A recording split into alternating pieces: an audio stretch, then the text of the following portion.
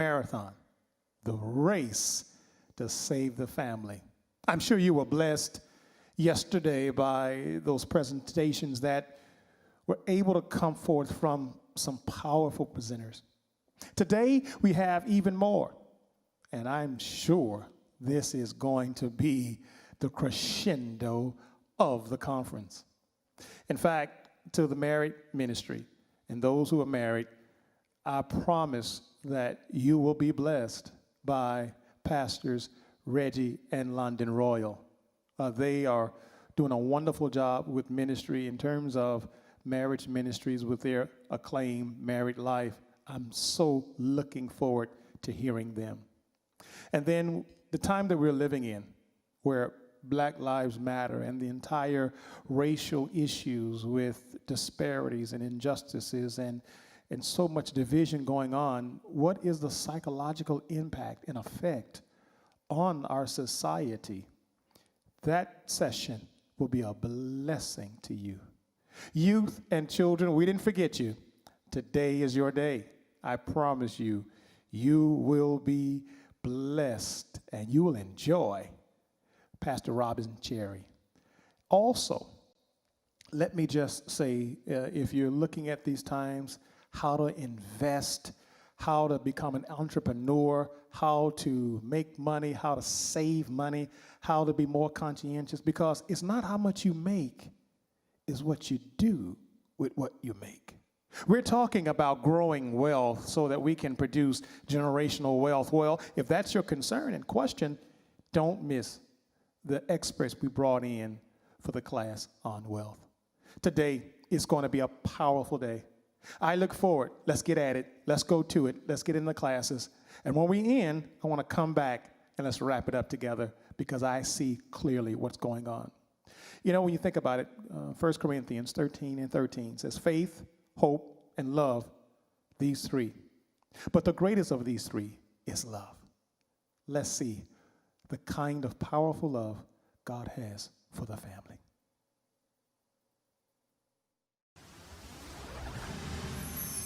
Our next conference speakers are Pastor Reggie and London Royal, founders of Lifeline Church in Chicago, Illinois, are followers of Jesus, parents, pastors, authors, counselors, master lovers of people, and servants. The Royals have over 20 years of serving in ministry together. They have a heart for marriage and family. This passion can be seen through their Wise Men, Winning Women, and Married Life platform. Their book, Married Life, Building a Divorce-Proof Marriage, as well as communication labs and various practical interactive events, help couples win in every area of marriage and family. Reggie and London have been married for 20 plus years, and they have 2 sons, Justin and Jaden. Hello there. Hello there. To all of our good people there in Florida. Yes, Miami. Listen, this doggone COVID just crashed and burned a whole lot of stuff. We were so looking forward to being with you in person, but here we are in our home in Chicago, the Windy City, but nothing stops the show. And so I am grateful and we are honored that my brother, Pastor Derek, asked us to be presenters today and on this Family Life Conference. Again, the first virtual one. I mean, it's good, but I was looking forward to being down there in Miami, in Florida, in the Miami area. But next time, next year. See that plug, the shameless plug, as they say. But we are so honored that we were asked to share today, and we love doing this. Yes, we this is a passion. It's a grace. It's a calling to help couples, to help families win in every area. Oh man, every area. Yes. Because there is so much attack, so much distraction around the area of family and marriage and relationships. And it is our heart that relationships prosper, that we all walk in what we call relationship prosperity and not relationship poverty. Right. And so as it relates to husband and wife, or even if you're watching and you're engaged, or you're thinking about being married. You're dating with intent to be married. We got some good things for you today. Hopefully you think they're good. They're good to us. It's things that we live by, things we've taught all over the world. We've taught this lesson in Africa, South Africa. We've taught it, east, west, north, and south. And people have been blessed and found tools to win. We always say this, marriage is work, but you need tools to work. And so we start every session with this. If I was on the expressway, whatever your main highway is there in your town, and you were headed to First Baptist Church to hear the great Pastor Reverend Dr. Derek Hughes teach and preach, and you got a flat tire, and you got out of your car and you went to your trunk, and in the trunk you had a Bible, toothpick. You had a toothpick, you had some napkins, straw from McDonald's, a bottle of water, you had an old magazine you didn't finish reading back there. I don't care how much you want to repair this flat tire so you can get on to your destination. You don't have the tools to do it. Right. And so what we try to sit around is providing tools for people to win. If you had that same scenario and you went in the trunk because you got a flat tire and you had a jack there and you had a spare tire and all that stuff, you have the proper tools now to fix the flat to get on to where you desire to be. And so we have two things working here though. Sometimes we just don't have the tools. Right. And then sometimes we have them, and we don't know how to use them. But we either don't know how or we just choose not to use them. I don't know how to change a flat. Yeah. So if I had that, in the trunk, you still be swollen. I would have to call AAA. So which means that even in that, if you have the tools and don't know how to use them, you got to get some understanding. So some of the tools we are going to share with you today, you may have heard them, but just not had understanding of how to use them. Our church and everything we do is based around how to. You can get a lot of teaching, get a lot of preaching, get a lot of information, go to a lot of conferences and all of that. But if you don't bring home the how to, then it'll just be a bunch of information. And you won't be able to create inspiration, so you can move on and see what the end's going to be. Come on here. And so we have great intentions for our marriage, but we don't have tools for the intentions. And so we want to make sure we provide you with tools, we provide you with some understanding, we provide you with some insight, we provide you with some nuggets around just this institution, because this institution of marriage and family is not something that the secular world created. Right. This is God's idea. And I think we struggle because we are trying to fulfill or have success with God's idea apart from God. And you can't do that. And so if he created this institution, and he did, and if it was his idea, and it is, then we got to go back to him to get the tools to properly maintain it. Right. People ask all the time, how does your marriage get from I do and cake in the face and woo woo woo and going to Hawaii to I can't stand him or her? Because we have lacked in the area of maintaining. It's called marriage maintenance. How does a car go? At one point, it was on the showroom floor. And it wasn't even outside. It was inside the building. And you walked around and looked through the windows and said, oh, this is a whole car. Around that tape or whatever. How did it get from that to the junkyard?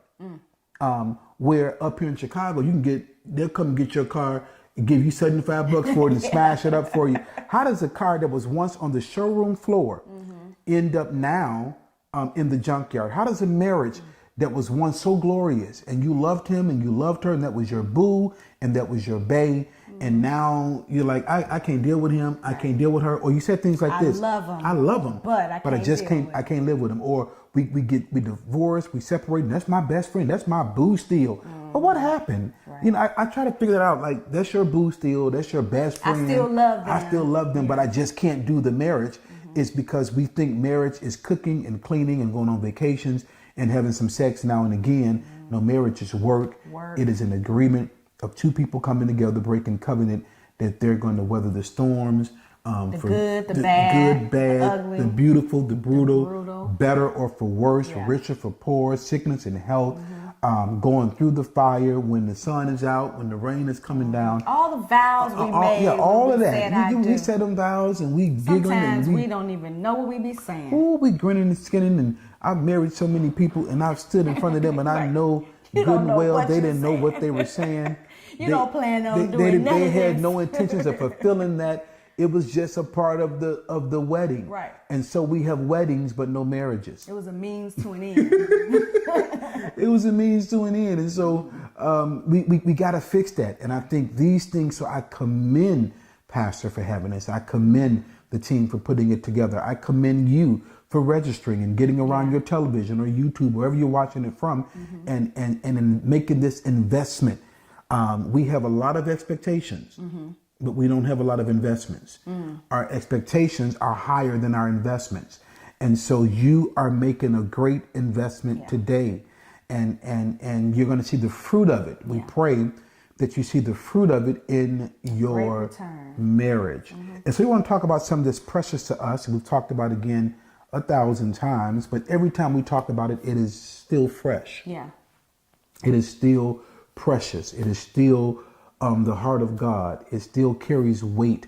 And so we want to share with you around the realities of covenant, not the realities of your wedding, but the realities of covenant, because your wedding ceremony was just a party you threw to celebrate really the real thing, which was the covenant. Okay. So the realities of covenant, and we want to talk about some laws that govern marriage. Laws that govern your union. So if you're taking notes, and you should be, write that down. Write that down. Laws that govern marriage. Tell them the importance of taking notes.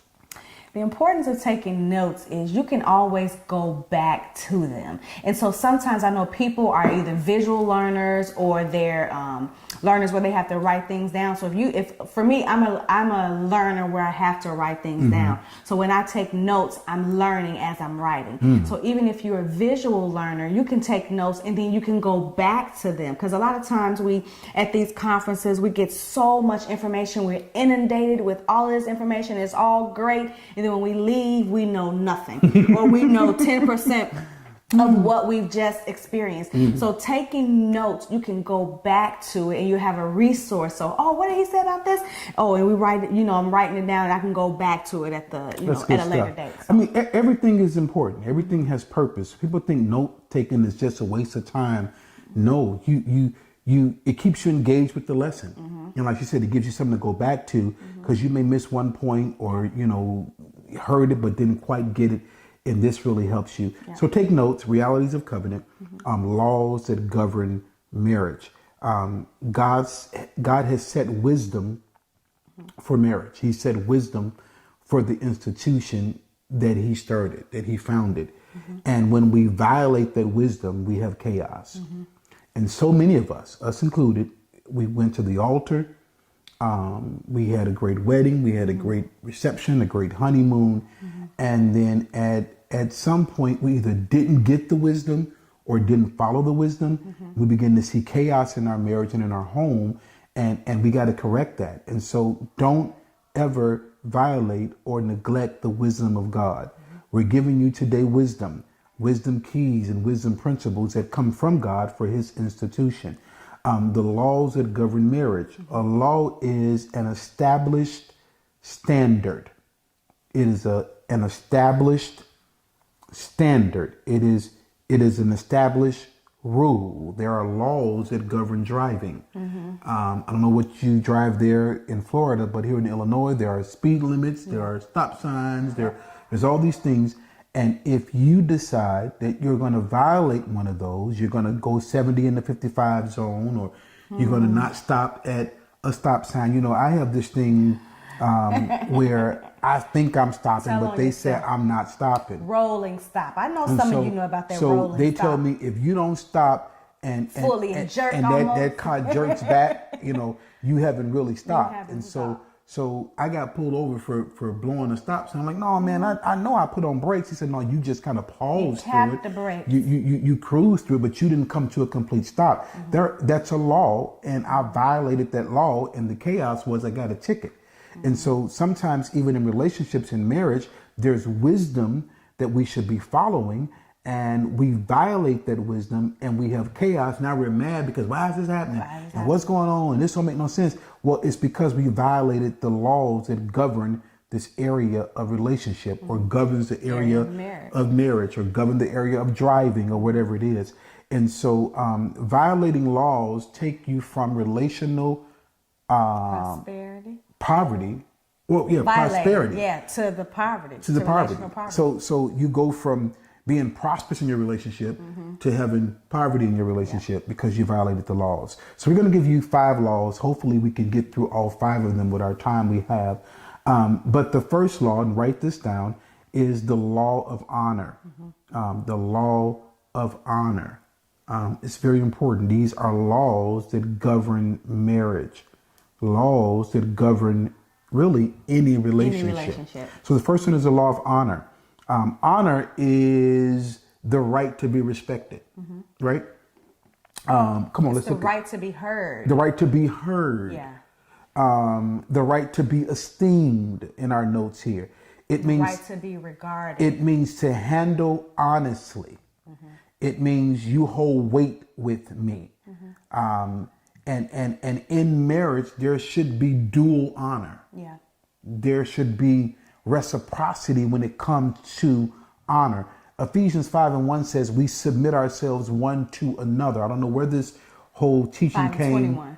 Ephesians 5:21. What did I say? 5:1. 5:21. I don't know where this whole thing came from, where she submits to me because I'm the man, or what. No, before that scripture, this 5:21 comes before 22. Well, we pick out the ones we want now, and so. But like we had a buffet or something. There's dual honor, there's reciprocity, there's dual submission. And one of the things that breaks honor, that breeds dishonor, is offense. Oh my goodness.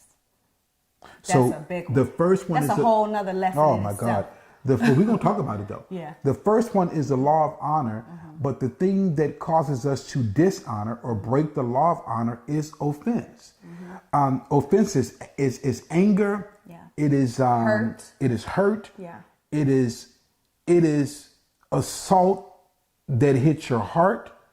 And you know when it hits your Oh heart. my goodness! You start acting different. Yeah. You unravel. You walk away in stride. Yeah, you pull away you withdraw. in stride. Yeah. It'll cause you to question What you were once sure of. It'll cause you to question what you were once sure about. You were so sure about this man, about this woman. That was your boo, and that was your bae. Googly and eyes. oh and my God! And something hit your heart. Something offended you that they said or did, or crossed you, or violated you, or whatever. And now you're not sure. And sometimes, and I would say most times, it's unknowingly. The party that has offended, sometimes they don't even know they have offended you. Come on. But you start breaking away in stride. Yeah. Withdrawing. And so one of the things that breaks honor immediately is this area of offense. Yeah. We're going to give you some ways real quick, because we're still under number 1, The law law of honor. Some ways to honor. Ways for men and ways for women. Okay.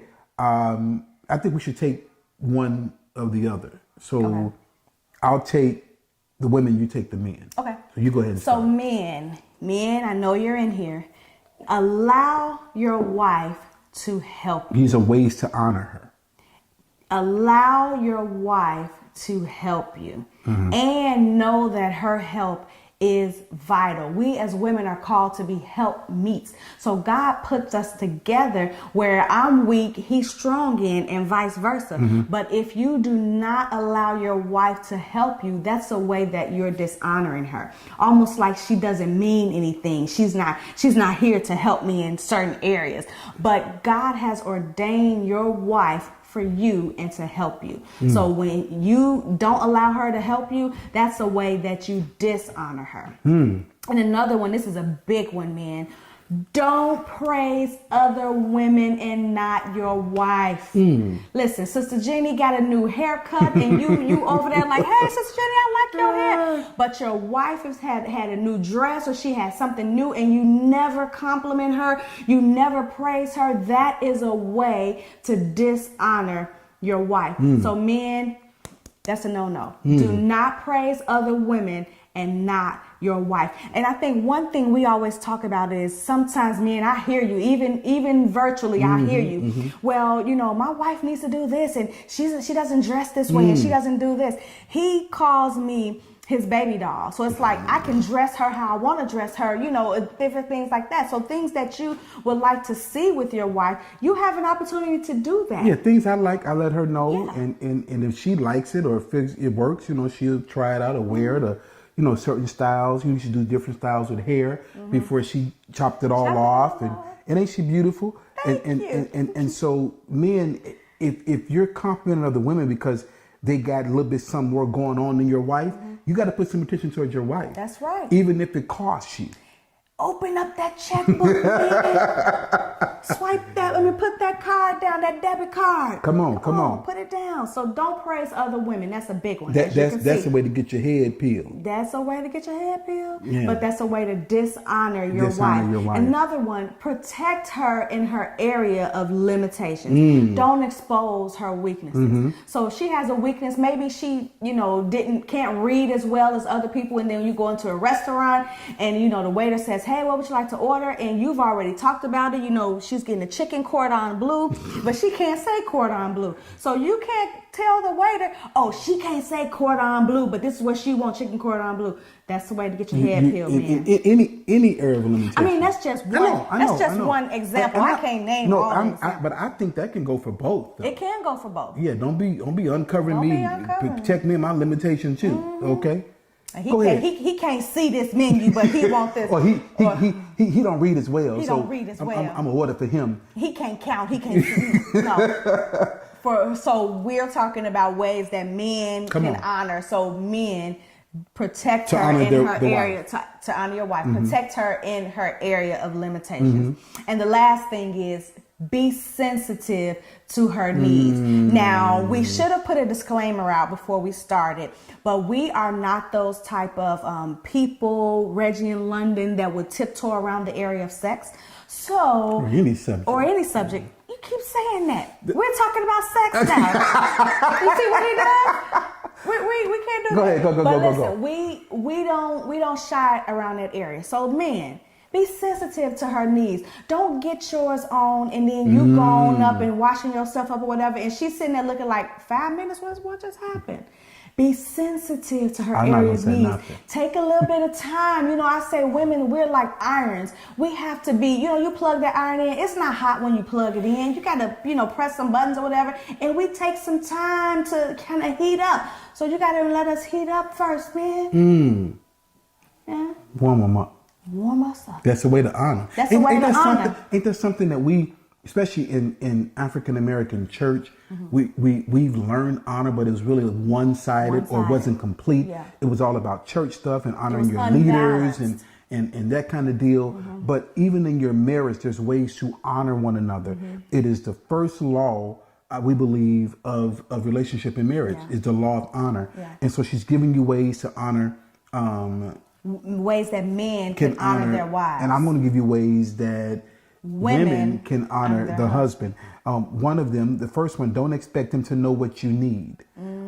Sometimes we think that you should know, or God should have told you, or you should have figured that out. No, if you have needs, one of the simplest ways of making sure nothing gets lost is simply communicating it.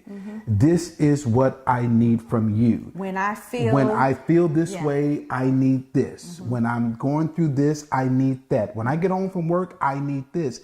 Don't expect him to know what you need. He's not a mind reader, ladies. And we shouldn't have to. Not when you land next to me or sit next to me, just tell me. Just tell me. I should not have to pray and ask the Lord and go on the fast. You just tell me what it is that you need from me. Listen, I'm going to tell you one thing that I told him that I needed. You know, sometimes during that time of sexual intimacy, he would blow in my ear. And I would just be cringing. But finally, after getting this teaching from him and from us, you know, I said, I don't like that blowing in my ear. So please don't blow in my ear. I don't like something with my ears. I just blow somewhere else now. And I don't mind that. Yeah. Come on. Okay, we're getting off track. Let's go to the next one. Because we got a time clock here. Don't express greater loyalty to outside authority. You know, sometimes women get this thing, especially in church. You know, we give honor to our pastors and our leaders and people at work and our boss and that kind of deal. And we downplay the honor at home with our husband. Right. Don't express greater loyalty to outside authority. The third one is don't resist his godly decisions or his attempts to take lead in the home. So many women I hear it all the time. I just wish he would step up. I wish he would lead. I wish he would do this. Well, how about you let him? He can't, both of y'all can't drive the car. He can't drive it if you're in the driver's seat. Or hovering over him. He can't lead if you're in front of him. Sometimes you got to pull back. And I know we've had some cases, and it's not every case, where men have made mistakes and they've kind of messed over the money or whatever, and it's kind of got us in a doghouse or got us in a bad situation. But you made a vow for better or for worse. We're going to go through all this hell together. And we're going to sit down and we're going to get counsel and we're going to figure it out and we're going to get somebody else to help us manage our money if need. But I got to let you take lead. I got to trust you to make decisions. And I got to also trust that if you make decisions and they don't go through, you got to eat the consequences, but I got to walk through them with you as well. And that also goes with the first point that I mentioned, allowing the wife to help. Yeah. So, that's good. So men, if you have limitations in certain areas, don't be ashamed to let her help you, because you're one. You should be one. Yeah. You know? And so let him lead. Let the man lead. Cookie, let Lucius lead, okay? Because you complaining to your girlfriends and your church prayer warriors and everybody else that I just wish he would lead. Well, he can't because you are. So step back, help him. Like that mother hen. Come on, help him, but trust his leading in the home. And the last one of how we can honor is don't resist his physical affection. Don't get off of me. Stop. Don't be touching her. No, let him do those things. Sometimes we try to be, play little coy, play little games or whatever, but sometimes women, it's not like that. Yeah, sometimes y'all just tripping. Yeah. And you go to the doctor and let them touch you and look all inside of you and do all of that. Don't resist his physical affection. These are ways to honor. These are ways to honor. These are ways to keep the law of honor. Marriage is covenant, and it is built around honor. It is investment. It is journey. It is serving. It is love, and it is selflessness. Selflessness, not selfishness. Yeah, it's not self-serving. And so the first law is the law of honor. The second law is the law of equity. Write that down. The law of equity. The law of, what is the law of equity? Because what y'all mean? What does that mean? I thought y'all were going to talk about going on dates and having date night and buying some nice lingerie and that kind of deal. We've done all that. Listen, I'm not against that, but we have taught that in the ground, and people are going on dates and they're all you can eat shrimp, and they're going to Hawaii and they're taking trips and they're buying clothes and don't even talk to one another. And having babies. And don't even talk to one another. Have no relationship, have nothing in common, are drifting apart, but you did all the surface things. What we're trying to give you is some meat that you can sit around, apply, and get to the place we all desire in our marriage. Nobody gets married to say, you know what, let's just try it out and see what happens. Right. You get married with great intentions. You have dreams and desires. You want to have children and build a family and buy a house, and you have goals and all that stuff. And life comes and hits us, and we don't have the tools to fix it. I'm giving you tools. So the first one was the law of honor. Second was the law of equity. Equity is value. It is worth. It is importance. It is importance created through investment in time. It is value created through investment in time. It is worth created through investment in time.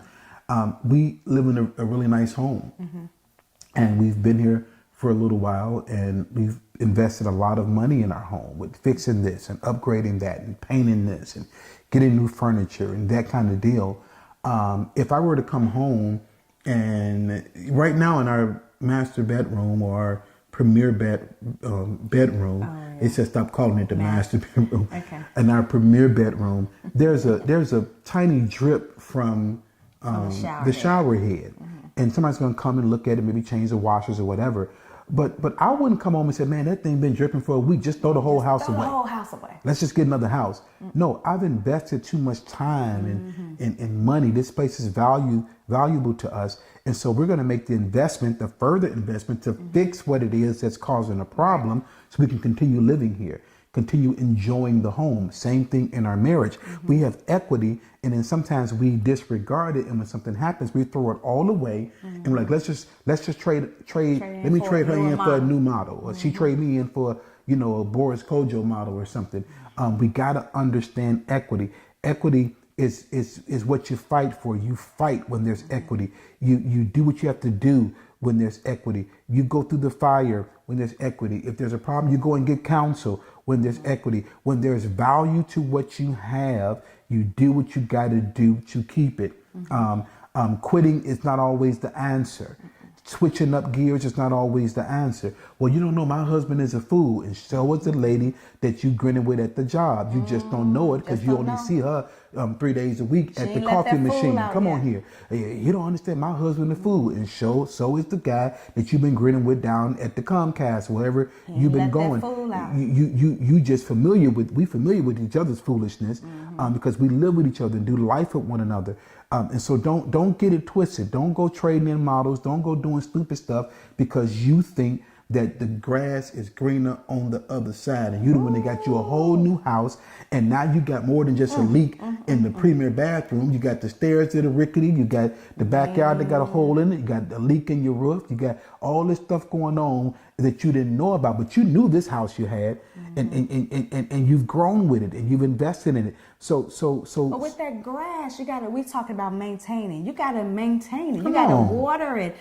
Sometimes the people come to cut our grass. They put fertilizer in it. They do. You have to do. And they charge me for that fertilizer. They do. You gotta do different things to maintain it. Maintain your grass. So when he says the grass is green on the other side, sometimes I say the grass is dead over there. You don't know, but your grass can be green if you just maintain it. Yeah, and equity is also understanding that we don't treat everybody the same. Right. Everybody doesn't have the same level of value and importance. You don't treat everybody in your circle of influence the same as you treat your wife and your children, your husband and your children. They get a whole nother level of treatment. When you treat everybody the same, like your wife and kids, your husband and kids are not precious to you or more valuable, that breaks the law of equity. That causes problems, okay? So it's not treating everybody the same. The law of equity is not everybody gets the same treatment as my wife and my spouse. No, they are valuable. They're more valuable. They're more important. They carry more weight. And so I don't treat them like I treat everybody else. And so we gave you the law of honor, the law of equity. Number 3 is the law, and this is a biggie. This is a big one. It's the law of courtesy. All of them are big. They're all big. I think we said it for each one. This is a big one. This is a biggie. It is the law of courtesy. And this is one I think all of us break more often than we even realize. That's right. Because those that are most close to us or more common with us, we seem to treat them in ways we don't treat strangers even. Right, because we're familiar with them. Yeah. And so courtesy is manners and kindness and politeness in attitude and in behavior. And so many times those that are close to us, our children, our spouse and things like that, they are forever getting what's left of us when those outside of our home gets what's best of us. We treat everybody else's kids right, everybody else at the church, we hold doors for them, and we go to work and we buy donuts for the whole office. And coffee and all that coffee, stuff. and I'm going to the break room, you need something, and we're just so nice and courteous to everybody else. And those that are close tend to get like the rough edges or the bad parts of us. We talk to strangers at the Walmart and at the Target and at the grocery store, and we're so polite with them. We're talking about their children and we don't even know, and we're acting like we share life with them, and then we treat those that are closest to us in ways that we should. That's breaking the laws of courtesy. It is the easiest way to bankrupt your marriage. That's good. So when you now go to make withdrawals, you go to pull certain things out, you go want somebody to cook or do something special for you, you're like, I ain't doing nothing for you. That's because you have bankrupted your account. Yeah. Your account is empty. It's like going to the bank to withdraw $100 and you ain't got but 20 in there. Yeah. You know what I'm saying? You just can't get that out. And so be sure that you don't mistreat, misuse, or not even intentionally, but abuse those that are closest to you. And saying thank you Come on. is a common term that we normally don't use with our family. With people that are close to us. With people that are close to us. So cooking, cleaning, washing the dishes, washing the clothes. Thank you, honey, for doing that. Thank you for going to the grocery store. Yeah. On Mondays and you telling me? You telling me now? I'm telling you, thank you. I make the so- list, but I tell them thank you for picking it up. So things that we think people should do, we still should say thank you for? Yes. Absolutely. Yes. It brings me to a story. I went to buy a suit some time ago, and the salesperson pushed the button for the tailor to come out. And the tailor's going to come out, and he's going to pin up the suit so it can be tailored and altered and things like that. Well, when the guy came out and did his job, I said, thank you, sir, whatever. And the salesman said, oh, you don't have to say that. That's what he's supposed to do. Well, that's what's wrong with our society. That is. Just because that's his job doesn't mean I can't be courteous and say thank you. I mean, what kind of heart, what kind of position are you in to say, you ain't got to tell nobody thank you because that's what they're supposed to do? That's just not, that's why we're where we are right now. And I believe that we gotta tone in on things like this law of courtesy. And somebody said, I never even heard of it. Express the way you're expressing. I know I should say thank you and be kind and be nice and things like that. But at the same time, I never heard it put like this.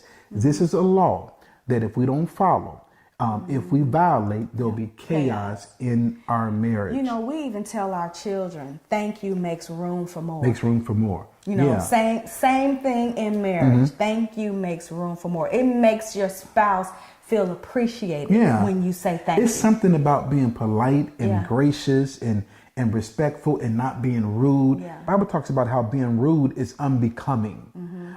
So put a circle around this law of courtesy. Put it around the law of equity and put it around the law of honor, because they're all big ones. And if we can just kind of get these and understand these, then we'll be ready to go. So we got the law of honor. We got the law of equity. And we got the law of courtesy. Now, here we go again. This is another big one. Now, this is really, really a big one. This is one that takes the rest of them out. Yeah, this is if you get this one, you'll be well on your way. This is the law of communication.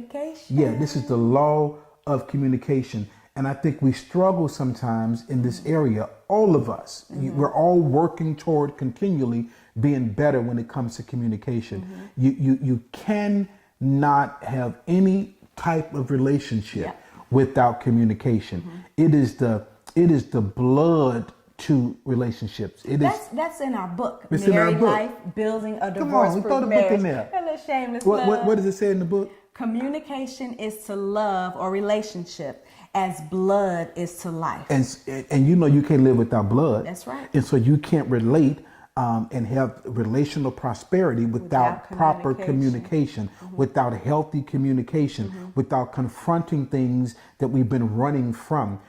This is something that I think people think they do because we do talk, but you're talking about the kids. Right. You're talking about bills. You're talking about other people. You're talking around stuff. You're talking at each other. And you're not talking about things that moves your relationship further. You're not talking about matters of the heart. Right. You're not talking about your historic makeup. Yes. You're not talking about where we came from. You both got married. I don't care if you were 20, 30s, 40s, or whatever, but your spouse had a life before you. Your spouse had a journey before you. Your spouse has a history or her story. They have that. How much of that do you know? Right. How much of that are you privy to? How much of that have you talked through to have understanding of why your spouse acts the way they act right now or do the things they do right now? And it's called talking back to birth. Talk about that a little bit. You know, when you were born, you know, somebody or something has written on the tablets of your heart. So when you came out of your mother's womb, that doctor slapped your butt, they wrote on the tablets of your heart. And so sometimes we suppress things that have happened to us in our, you know, childhood. Yeah, we suppress them. In our history, we suppress them, but we subconsciously suppress them, but we also act out of them. We act out of them. And so we don't understand sometimes why we act like this or why we don't like this or why we don't like that. But it's because of something that has happened in our childhood. So when we talk about talking back to birth, it's not a one-time thing. Hey, I'm going to talk back to birth today and that's going to be it. It's a continual process. It's a continual me helping him, you know, get healed from things that have happened, him helping me getting healed from things that have happened in our childhood. And once we do that, then we're better together. That's right. And so this is ongoing. It never stops. It gets deep sometimes. You back off of it sometimes, but it's always a relevant part of your marriage, of any relationship. Any relationship. Whether it's co-worker and boss or pastor and member or father and son, communication is very key. There's so many things that can be resolved through a conversation. That's right. And most of us, because we have no control, we have no self-control, we can't even have a conversation. Everything turns into yelling and screaming and talking off the subject and throwing stuff and your mama hitting below the belt. And I'm trying to win this deal and you got to stop that. You got to remove the pettiness from your marriage. You got to remove the immaturity from your marriage. You got to start provoking the adult in one another. You can't be married 5 years, 6 years, 7 years, 20 years, 30 years, you're 25, 39, 56, and y'all can't have a conversation without doors slamming or somebody leaving or walking out or that. No. That's why you haven't went any further than you went, because this happens through us communicating and communicating around matters of the heart. Yeah, you're right. I'm just gonna be honest. I'm gonna tell her how I feel. I'm just gonna lay it all out there. Listen, you don't need a hatchet. You don't need a hammer to remove a fly from your spouse's forehead. You speak the truth in love, but you cannot be reckless. And sometimes because we're so heated and because we haven't properly communicated, everything just builds up. So now the smallest thing just goes from 1 to 10, and now you've left the house and you've bust car windows. I saw a girl today on social media busting out a boyfriend's car windows or something and put gasoline in there and reached her hand in there to light the little flicker thing, to light the campfire, and it blew up in her face. You know, when you become reckless, you do idiotic stuff. When you lose control, you do silly stuff. Yes, I know you've been hurt. Yes, I know things have hit your heart, but we're adults and we got to handle things as adults would handle things. And communication is the start of that. And sometimes we communicate from a selfish place where I'm just trying to say what I got to say and get what I got to get. And no. You got to communicate where the other person is benefited, where we walk away with some kind of resolve, some kind of understanding. And so let me give you a couple of keys to communicating. Now, this is a subject that we can talk about forever. Oh my God. We can labor here. We can, this is a chapter in our book again. But it's also something we can teach 3-4 days, because this is a big issue in marriage. It can be traced. Issues in marriage can be traced back to selfishness and communication. I promise you it can be. Everything. Okay. So a couple of keys here to communicating. Expose what you feel. Be honest about what you feel and how you're doing. Don't just keep saying I'm good or I'm okay, I'm fine. One of the key things, one of the key ways to know if your spouse is not fine is them saying I'm fine. You know, so stop with the suppressing, stop with the lying about how you feel. Tell your spouse how you feel. Be honest with them. This is how I feel. This is how you make me feel. This is how I've been doing. This is what I would like. See, most of us talk, but we don't undress. We talk with our clothes on. And you got to get past that and be vulnerable with each other and let them see your heart. Let them hear your heart. Expose how you feel. The second thing is timing is important. That's a good one. Timing. Sometimes we can say the right thing with the right attitude at the wrong time. Timing is important. He just came through the door. She just came through the door. Give them a minute to kind of unpack, to unwind, and then say, hey, can we talk in about 5 minutes? Can we talk in about 20 minutes? I think that is so important. And so timing is important, especially if you've blown up about something, things have gotten kind of heated. Walk away. Apply the 3-day rule. Come back to it in 3 days. Get your timing right. But come back to it. Yeah. Refuse to argue. How can you be in the house with somebody and you don't never have to argue? You got to argue if y'all living in the same house, two different people. How did we get this revelation?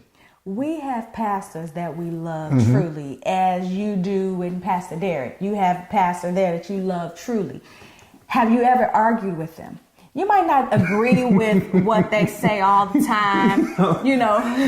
I'm laughing because their question worked way back in the day, but people argue with their pastors now. You know what I'm saying? Well, maybe they do, but we don't. But those that have honor don't do that. We don't. So we don't find ourselves arguing with our pastors. So if we respect and honor our pastors enough not to argue with them, even when there may be a disagreement, how much more for our spouse? Yeah. Our spouse, our husbands, women who should be the pastor of your home. How much more can you refuse to argue with your spouse? We shouldn't be doing that. If we give that place to our leaders, we should give it to our spouse because they come first. And so even when we see ourselves going to some kind of heated fellowship or toward that, we're like, you know what? This ain't even worth it. We're not even about to go here. We're not about to do this. Let's pull back out of this. Because we're bigger than that. Yeah, we talk through things, and it's not always ice cream and cake, but you shouldn't be disagreeing to the point of sin. You shouldn't be disagreeing to the point of yelling and screaming and swearing and getting out of character. Okay, so refuse to argue. These are keys to communicating. Stay with an issue until it's resolved. We keep talking about the same stuff. You keep bringing up the doggone same thing, girl, because we've not resolved it. That's right. Stay with it. Stay with it. Stay with it. Talk till you get to a place of understanding and a place of this is how we're going to move forward. Okay. And the last part of this communicating is have a win-win approach, not a winner approach. A winner approach means somebody has to lose. When you're talking with each other, when you're communicating with each other, the goal is that both of us win. We leave with understanding. We leave with steps to move forward. We leave with peace. I'm not still angry. You're not still confused. So we both won. Give up your right to be right. Yeah. Submit to this. Yeah. You want to be right or you want to move forward in your marriage.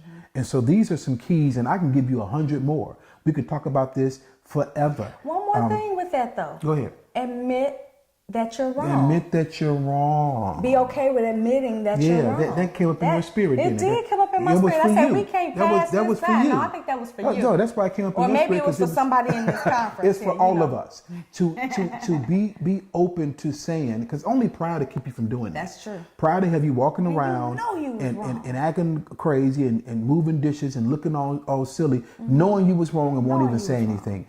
Be open to admitting that shows growth. It shows maturity. So admit that you're wrong. Thank you for bringing that up. And so we gave you the law of honor. We gave you the law of equity. We gave you the law of courtesy and the law of communication. And the last one. Oh my God, that's another big one. You got to highlight all these, circle all these with your notes. Is the law of release. The law of release. We usually hear this in terms of forgiveness. The Bible talks about forgiveness, but it also calls it release. Which means you got to release people that have hurt you, that have caused you pain, things that have happened in your marriage and relationship that didn't sit well, that violated you. You got to release those people. You got to let it go. All relation, yeah. The prophet Elsa The prophet said, Elsa. let it go, let it And go. what's the movie called? Frozen. Frozen, because if you don't let it go, you'll stay frozen. Oh, that was a Come on, good see, one. That you hit felt you, that. didn't it? I felt that one. That felt good. So Yes. all relationships have the potential to hurt. I need you to hear and understand me, people. All relationships have the potential to hurt. But those closest to us have the greatest potential and sometimes hurt us the most because they're close. I can't be moved by somebody who attempted to hurt me or whatever, tried to hurt me or hurt me, but I don't even know these people. Right. And they're out in the masses of my life. But those that are in the Peter, James, and John of your life, or those that are in the covenant circle, or that spouse or whatever, they tend to hurt you the most. But 99% of hurt is not intentional. I need you to understand that. I think because we've been hurt, when hurt happens, you're like, you meant to do that. And why would you do that? Sometimes that's how it feels. But it's not intentional. Nobody says, let me go and hurt. Well, most people don't say that. People that love each other for real. And so understand that when that happens, we got to be quick to forgive, quick to release. Even if you're going through the process and you're still in pain or you're still hurting, you're on the journey to healing, you got to be quick to forgive, because that thing will sit in you. It'll set up a bitterness and it'll contaminate your heart, and all this other stuff will begin to grow out of your heart, because in your heart flows the issues and parameters and boundaries and course of your life. Yeah, the borders of your life. And so you want to get that out. You want to be quick to release, quick to forgive, and then allow those who are doing the hurting or who have done the hurting, allow the person that you hurt, your spouse, to journey out, to walk through, to process, to heal. Allow them to be angry. You good? Allow them to be angry. Allow them to take this journey back to wholeness. You don't have a right to tell them to get over it. You don't have a right to tell them how to get over it. When to get over it. You should have been got over that. That was last year. Right. You got to let them walk this journey out. Let them walk the process. It's been a long time. Time doesn't heal. Right. Time helps. What heals is what you do in time. And so, those that are hurt, it is your responsibility. You didn't plant that seed in yourself. Somebody else caused it hurt, but you got to get that off of you. Right. And so you got to do the right thing in time so you can heal, so you can be better. And you're not sitting up and talking about, I'm good, all is well, praise the Lord, and you're really hurting. To forgive means to release. It means to drop the charges and don't continue to pursue. That's a big one. Because that's some of the issue that we've forgiven, but we keep bringing it up. We keep the record on file. Like that Rolodex. That means you're looking to pursue it again. But it means to drop the charges and don't continue to pursue. It's a decision. Forgiveness is a decision. It is not an emotion. Because emotions could be up and down. Yeah. One day I forgive you, the next day I don't. And although there's been a fire in your relationship, forgiveness starts to journey to your house becoming a place of peace again, where angels can reside and not feel out of place. And you won't even smell smoke. You won't even know that there's been a fire there. And so take the journey. We can talk about this one a whole lot too. Yes. I'm gonna release him. I'm gonna forgive her as soon as they apologize. You got to be willing to release them even if they don't. To forgive them even if they don't. Well, Reverend, that's your opinion. No, that's Bible. Jesus was on the cross and he said, forgive them. I released them for they know not what they do. Stephen was being stoned. He wasn't being hit with rocks you get from Lowe's and Sam's Club and Menards. These are Bible time stones. They were killing him. And he said, forgive them. I released them. And so this is big girl, big boy stuff though. Yeah, you got to pull them up. This is grace. Yeah. And there ought to be a seat at the table in your marriage for grace. If you don't have that, get that. Embrace that. Stop being so self-righteous like you ain't never done nothing. And extend to your spouse what you want them to extend to you when you're in trouble, when you're going through. Give them mercy. Nobody needs or asks for mercy unless they've done something wrong. Unless they need it. And the Bible says, blessed are the merciful, for they shall receive mercy. And come on. God puts out a new net of mercies for us every day, just in case. You know? He sets net of mercy. He sets how we should be with our spouse. Yeah. Because we're his bride. How does he treat us? Yeah. And so you want to find out how to treat your spouse? Go to scripture. It's all in there. We've given you some tools today that you can live by. You can go home. You can apply them. You can put them out on the table, like you get that fast food and bring it home, and it's still going to be hot. Still going to be smoking and hot. You can use it. You can talk about it. You can go through your notes so you can have the life that you desire to live. You can start with one. Yeah. You know, don't take all 5 and we're going to do this today. Yeah, start with one. And this will help your communication. That's right. Because you're talking about something. You're talking about what I gathered, what he gathered, from the session. So for us, we love to make sure you got work. Because marriage is work. Yeah. So don't just listen to this session. Like, it was a great thing Pastor had. And there was a nice little couple, from Chicago. No, you have work to do. So you can get, she said, the bald-head girl. So you have work to do so you can get to the place you desire in your marriage. You've went through the wedding. You've had the reception. You've been on the honeymoon. And now you've been struggling through this, that, and the other. Get to a place where you can enjoy this life together. And if something does arise, we got the tools to fix it. So we can fix that flat and keep on going to our destination. Thank you for having us. Thank you so much. We're honored to share. Yeah. We love to sit and do what we just did. I pray you've received. I pray you've been blessed. I pray you heard something. There was a nugget that was dropped. You said, man, we needed that. And since we're not there, we can't touch you and hug you and stand in line after the session and greet everybody and take questions and take pictures and sell our product and all of that. We still can do it though. So you can go to Married Life Chicago. Life Global. Married Life Global. We used to be Married Life Chicago, but man, this thing has went global. Yeah. We've taken Married Life to South Africa. We've taken it to Mexico. We've taken it to East, South, Northwest. And so it's global. MarriedLifeGlobal.com. Go to MarriedLifeGlobal.com. You can share in there how you felt about this session and tell us all the good stuff. Make us smile and feel real good. And then you can go and buy the book that we talked about, Building a Divorce-Proof Marriage. Building a Divorce-Proof Marriage. So we that's have on the there. paraphernalia. You can get some of this stuff. We We have have t-shirts and sweatshirts and coffee mugs and all that good stuff. So visit us there or go to our Facebook page. Go to Married Life with Reggie in London Facebook page, and you can drop some messages there. There's content on the website and on the Facebook page. There's other teachings and the content will take you to our YouTube page. Yeah. It's fun stuff on there. There's communication labs on there. Go ahead, keep making the investment. Yes. We're good people. You've met us now. You said, man, I like them people from Chicago. I just wish we could have been there in Florida with you. Oh, but next year. Oh, next year. Yeah, Pastor, our Pastor, we already called it. Next year, next okay? year. And so, but thank you so much, Pastor, for having us. Thank you for trusting us with this assignment. And we love you all in Florida. We love you. Stay safe. Yeah. But don't forget to visit the website, marriedlifeglobal.com. And you may even find some of these notes on there. I don't know. It's a lot of stuff on there. But I pray you've been blessed. And we will see you when we see you in Jesus' name.